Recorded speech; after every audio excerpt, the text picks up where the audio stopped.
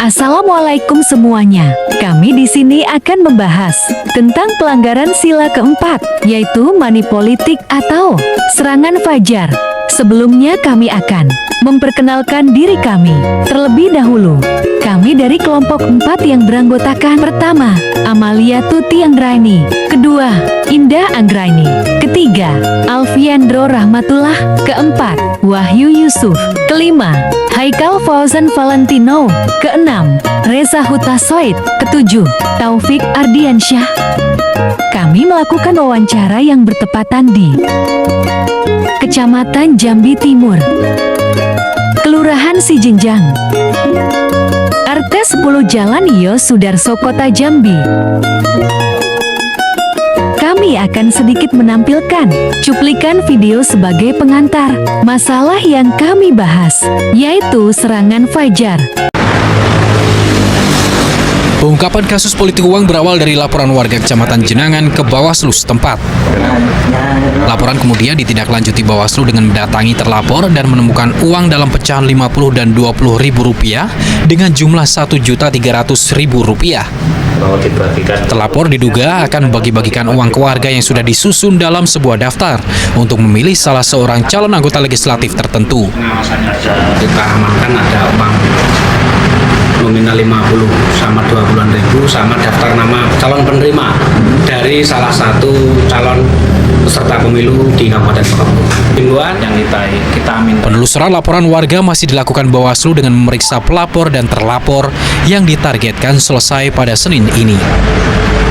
Bawaslu mengimbau warga untuk segera melapor jika menemukan indikasi praktik politik uang jelang pemungutan suara pada Rabu lusa. Sofan Farudi, Kompas TV, Ponorogo, Jawa Timur. Narasumber yang pertama yaitu nama Bapak Aziz Siregar, peran sebagai masyarakat. Narasumber yang kedua yaitu nama Bapak Muhammad Ilham, peran sebagai panitia pemilu. Narasumber yang ketiga yaitu nama Bapak Abdul Komar, peran sebagai ketua RT. Berikut adalah hasil wawancara kami dari 3 narasumber. Pertanyaan yang pertama yaitu, bagaimana pendapat masyarakat, panitia pemilu, serta ketua RT? Atau apa sih yang mereka tahu tentang money politik atau serangan fajar itu? Menurut masyarakat, serangan fajar sendiri merupakan sebuah usaha yang dilakukan oleh calon legislatif caleg untuk mempermudah proses beliau untuk duduk sebagai anggota legislatif. Menurut panitia pemilu, serangan fajar merupakan kegiatan memberikan sesuatu ke masyarakat sebagai iming-iming agar kehendak calon atau pemberi itu terwujud. Menurut ketua RT, serangan fajar merupakan kegiatan yang tidak mendidik masyarakat untuk berdemokrasi sebab calon yang memiliki uang yang dapat kuasa dan orang yang berpotensial serta memiliki pemikiran bagus tidak terakomodir. Pertanyaan yang kedua yaitu, apa saja bentuk serangan fajar atau penyogokan sebelum pemilu yang narasumber ketahui selama ini? Para narasumber baik masyarakat, panitia pemilu, maupun ketua RT menyatakan bahwa kebanyakan bentuk dari serangan fajar itu yang paling utama adalah berbentuk uang karena uang sulit untuk terdeteksi, namun tidak sedikit pula bentuk dari serangan fajar itu adalah berupa sembako seperti beras, minyak, gula, dan kebutuhan pokok lainnya. Pertanyaan yang ketiga yaitu, apa faktor yang menyebabkan serangan fajar terus berlangsung dan dianggap hal wajar? Menurut masyarakat, hal yang menyebabkan serangan fajar merupakan hal yang biasa karena ada beberapa orang yang menganggap bahwa menjadi anggota Legislatif merupakan hal yang istimewa, serta tidak dipungkiri bahwa menjadi anggota legislatif dapat menghasilkan uang yang banyak, sehingga cara apapun pasti akan dilakukan oleh calon legislatif demi tercapainya keinginan caleg tersebut. Sedangkan menurut beliau mengenai pandangan masyarakat terhadap serangan fajar itu hak masyarakat untuk menerima atau tidaknya dan mau memilih siapa yang menurutnya calon pemimpin yang baik yang bisa mengayomi masyarakat lebih dahulu. Tidak dipungkiri juga beliau beranggapan bahwa jika menolak penyogokan tersebut biasanya akan dikatakan manusia naif jika tidak tergiur oleh uang yang telah ditawarkan. Jadi menurut beliau pilihlah caleg yang telah nyata memberikan yang terbaik walaupun di awal. Karena untuk apa memilih caleg yang tidak melakukan hal apapun dari awal saja sudah tidak memberikan yang terbaik bagi daerah tersebut. Menurut panitia pemilu, hal itu dikarenakan masyarakat pasti membutuhkan yang namanya uang, sehingga sedikit kemungkinan jika ditawarkan uang dari caleg-caleg, masyarakat akan menolaknya. Dan juga masyarakat berasumsi bahwa tidak adanya hukum yang tegas bagi penerima. Menurut Ketua RT hal itu dikarenakan partai politik atau calon memiliki potensi uang yang besar dan uang tersebut diberikan ke masyarakat yang mayoritas memang gampang tergiur dengan hal yang seperti itu dan pada akhirnya masyarakat kebanyakan menunggu bahkan mencari serta dianggap wajar. Namun menurut beliau tindakan itu tidak wajar karena kita sebagai masyarakat itu mencari wakil sekaligus pemimpin, jangan hanya karena uang bisa merenggut keyakinan hati untuk memilih siapa pemimpinnya, serta hal tersebut tidak akan terjadi jika masyarakat memiliki ilmu politik yang tinggi.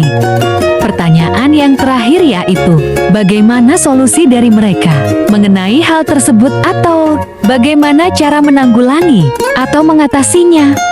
Menurut masyarakat, solusinya seperti melakukan pendekatan antara caleg dan masyarakat merupakan hal yang dapat merubah tradisi serangan fajar agar merubah pola pikir masyarakat yang hanya memikirkan uang dan uang yang hanya diberikan untuk individu. Contohnya seperti dilakukannya pendekatan secara agama ataupun membantu dalam membangun sebuah kampung tersebut sehingga timbul di pemikiran masyarakat bahwa caleg ini baik dan bisa memperbaiki kampungnya. Lalu masyarakat yakin untuk memilihnya sebagai pemimpinnya.